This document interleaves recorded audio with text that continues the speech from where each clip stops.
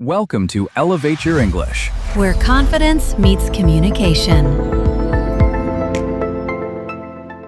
You know English. You studied it. You passed the test. But the moment someone asks you, "How was your day?" your mind goes completely blank, and you say, "It was fine." That's it. Just fine. 3 years of studying, and the best you have is fine. Oh, that is so uncomfortable to hear. Because I did the same thing every single day. I knew words like magnificent and consequently, but I could not explain that my boss made me angry, or that the traffic was terrible, or that I had a really good lunch. And here's the thing nobody tells you. Talking about your day in English is actually one of the hardest things to do. Not because the words are difficult, but because it's personal. It's your life. And when you can't express your own life in a language, you feel invisible. So today, we are going to fix that. We are going to talk about how to talk about your day, naturally, honestly, the way a real person talks. Okay, so let's be honest with each other. When someone asks you about your day, what actually happens in your head? Okay, for me, I used to get this kind of panic. Like, I know what happened today. I ate breakfast, I went to work, I had a problem with my computer. My colleague said something strange. My evening was quiet. I know all of this. But in English, it becomes nothing. It disappears. Yes, and I think the reason is that we learn English in categories, right? We learn food vocabulary or office vocabulary, but we never practice the messy, connected story of a real day. Like, I woke up late, so I skipped breakfast, which put me in a bad mood, and then my meeting was moved to the morning, and honestly, I was just exhausted by noon. That sentence right there, that is a real day. That is how people actually talk. But in a textbook, that sentence does not exist. Exactly. So we're going to practice that kind of English today. The connected, honest, slightly messy kind. So let me ask you, what do most learners struggle with when they try to talk about their day? 3 things, I think. First, they don't know how to start. Like, where do you even begin? Morning? The most interesting thing? The worst thing? I always started with, today I, and then stopped. Because today I went to office. Today I was tired. It sounds like a diary written by a robot. Right. The second struggle is emotion. You had a difficult day. Something frustrated you. Something made you happy. But to explain why, that requires more words, more grammar, more courage. Courage. That is actually a good word for it. Because there is something vulnerable about saying, I was really stressed today because my manager criticized my work in front of everyone. That is not easy to say in your first language. In a second language, it feels almost impossible. And the third struggle, transitions. How do you move from one part of the day to the next? In English, we use little phrases that connect everything. Things like, after that, by the time, which meant that.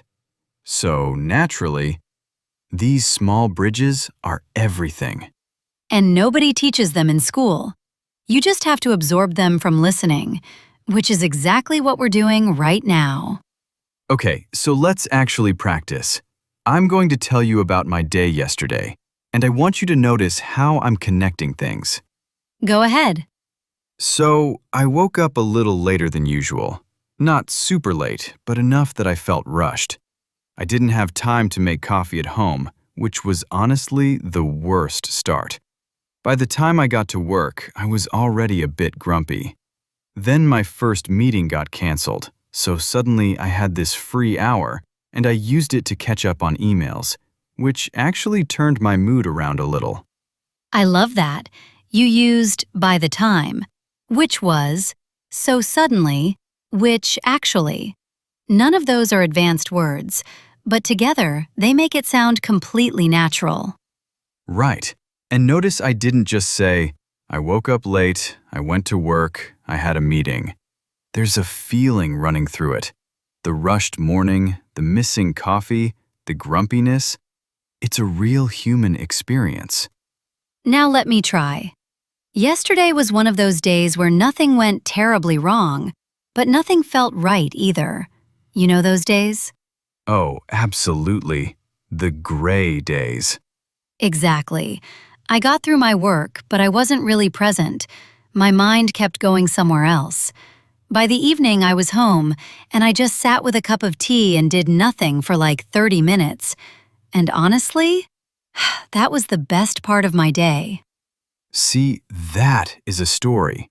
There's a feeling, there's a moment, there's honesty.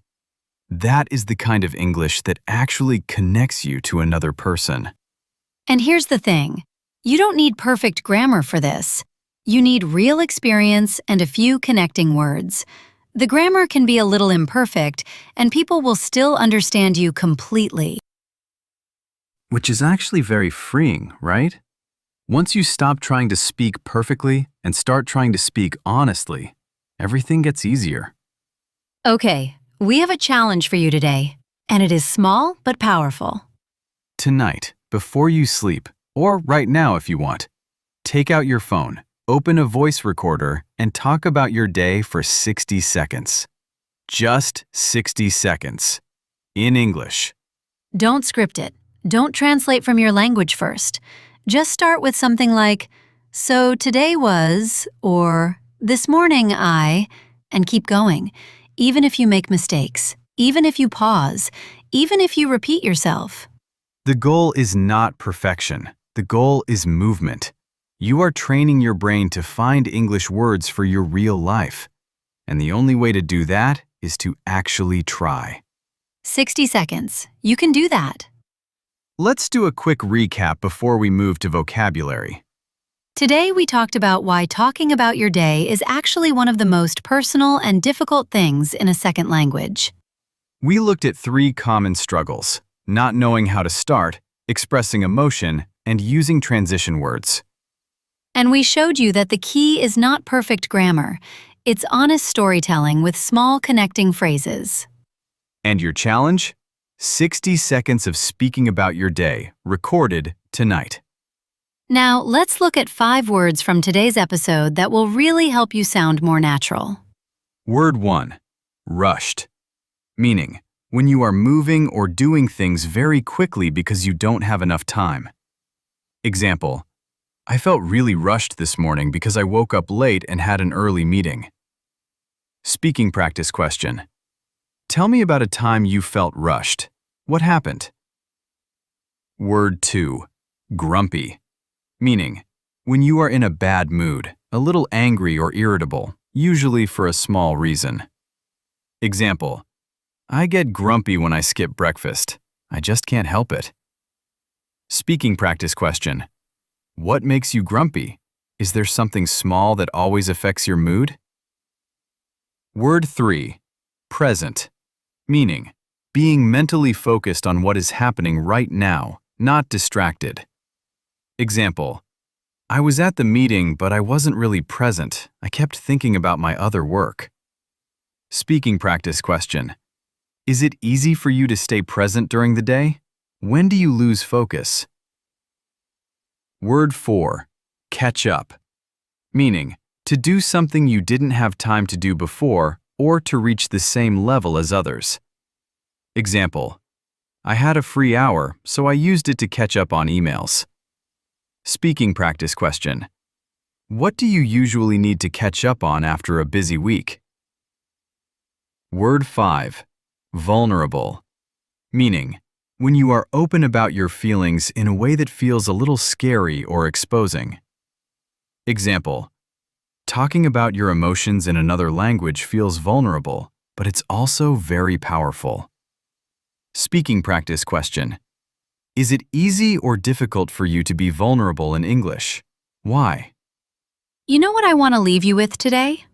Tell me. There is a version of you that can walk into any room, meet any person, and tell them about your day in a way that makes them lean in and listen. Not because your English is perfect, but because you are real. And that version of you isn't far away. It's built one conversation at a time, one day at a time, one 60-second voice recording at a time. The language will come. Keep going. We'll see you in the next episode. If this episode helped you even a little, if you heard something and thought, yes, that's me, please subscribe to this channel. There's a new episode every week, and every single one is made for you. And if you have a topic you'd like us to cover, something you struggle with in English conversation, leave it in the comments. We read every single one. Take care of yourself, and go record that 60 seconds. Bye for now.